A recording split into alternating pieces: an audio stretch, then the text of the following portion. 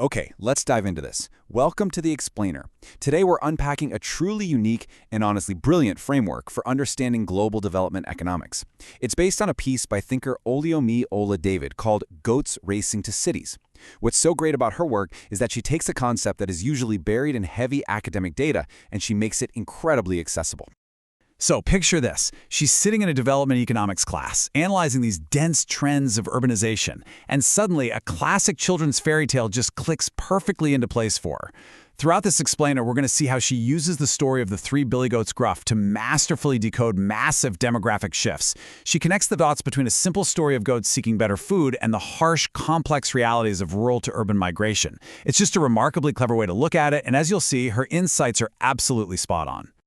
To start, think of rural underdevelopment as a brown and tasteless pasture.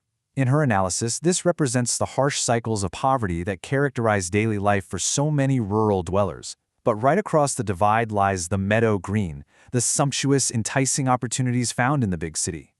She points out that people in developing nations aren't just migrating on a whim, right?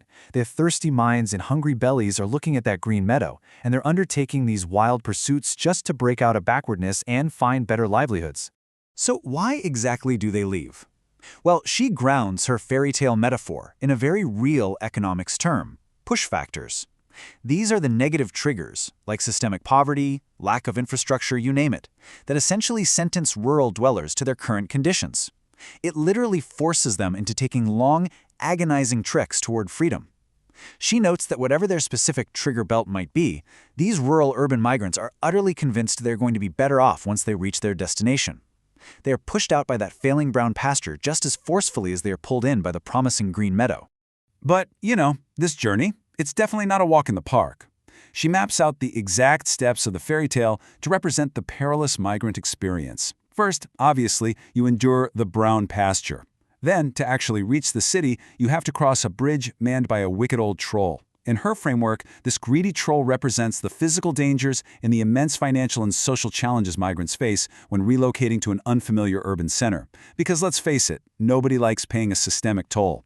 Just like the goats took turns risking their lives, migrants have to bravely face these odds. Finally, the biggest goat deals decisively with the troll, defeating the odds, which allows them to finally reach the new pasture. It's a journey of raw survival, or, as she brilliantly calls it, goat-like gumption. And this is where her analysis of human behavior gets incredibly powerful. She explores what economists call demonstration effects. Because think about it, once that biggest billy goat deals with the troll and makes it to the green grass, what happens? Others follow. She translates this to the real world by explaining how the successful socioeconomic progress of previous migrants empowers the resolve of everybody else back home. Through sheer brotherliness, learning linkages, and these demonstration effects, a whole stream of neighbors is inspired to safely cross their own bridges. They literally see that success is possible, and they follow the trail. Now, pivoting from the metaphor to the hard data for a second, she grounds her thoughts in current global trends. We're looking specifically at countries in Africa and Asia that are experiencing some of the highest rates of urbanization in human history. We aren't just talking about a handful of people crossing a bridge here. This is a massive, continent-wide demographic shift. She uses this reality to show that the sheer scale of this rural to urban migration is transforming the very economic and social fabric of our globalized world. Understanding this is absolutely crucial because it literally shapes the global economy we all participate in today.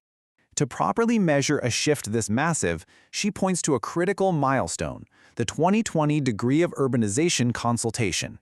You might be wondering, why does she care so much about this specific year? Well, as she explains, it finally gave development managers a universal definition of areas based on population density. Before this, trying to compare urbanization across different international borders was incredibly messy and inconsistent. Now, thanks to this 2020 metric, leaders and analysts have a clear, universal tool to track exactly where the goats are going and just how fast these cities are growing. Which brings us to the concept of structural transformation. She clarifies that all this movement, the increased migration and the massive demographic transition, isn't just people changing addresses. She wants us to really understand that when millions of people leave the brown pastures for the green meadows, they are entirely rewiring a nation's economy. They're shifting it from agrarian roots straight into urbanized, industrial, or service-based systems. It's a fundamental change from the ground up. But here is the real turning point of her analysis, where she poses a profound challenge to the status quo. how can we make rural communities viable and sustainable? She argues that while migration is an expected part of structural transformation, it is absolutely vital for us to rethink our routes to balanced development. Everyone can't just keep crossing the bridge. If they do, the cities will inevitably overflow and the rural areas will be completely abandoned and destitute. She is directly challenging development managers worldwide. Stop just managing the migration and start fixing the source. This brilliantly illustrates her ultimate solution.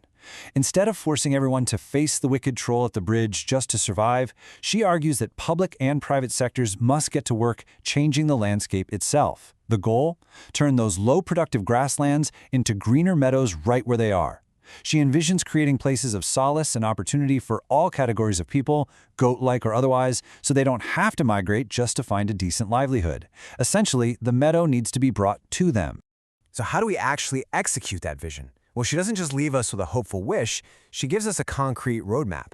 This mix for rural development requires robust social services, access to finance, and enterprise creation. It requires smart rural diversification strategies. But most importantly, and she stresses this, it requires a sustainable dose of political will. She argues that only with this exact mix can the endurance race to true rural development begin. Which leaves us with a provocative thought to ponder as we wrap up this explainer. We now know the mix she proposes, but looking at the developing world today, do our current leaders actually possess the sustainable political will to plant those greener meadows? Thank you for joining me, and keep exploring.